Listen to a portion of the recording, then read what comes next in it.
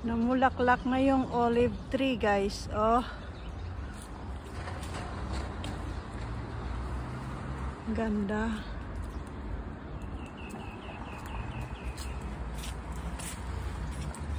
Yung tabi ng kalsada ay mayroong mga puno ng olive tree.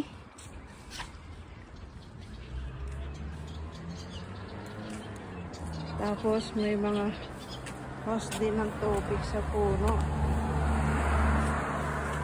Diba? Ang ganda. Ayan oh. Tabi ng kalsada ay may mga puno ng kahoy. Kaya kahit summer dito ay fresco pa rin ang hangin. Sinong nagsabi na magulo dito sa Israel? Hindi po magulo dito ngayon. Tahimik po kami dito. Ayan oh. May mga hose ng tubig. Diba? Alaga kasi ng gobyerno dito. Yung kanilang mga puno. Ayan o, ganda. Yan yung building o, letter C.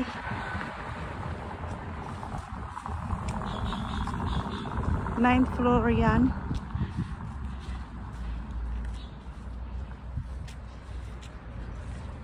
Kita ko sa inyo yung aking kung saan ako nagtrabaho.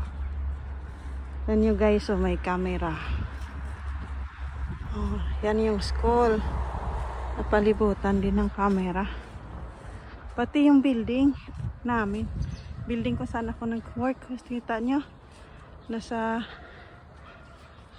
dulo ng building mayroong malaking camera. Kasi para security reason ba. Ganda dito, tahimik dito sa lugar kung saan ako nagtrabaho.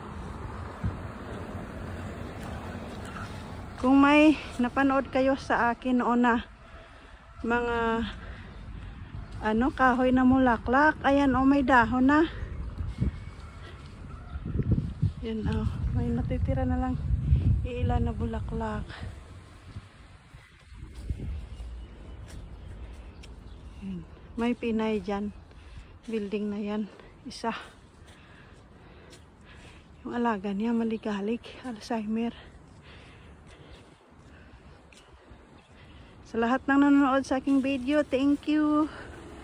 Salamat ng marami. Bye bye.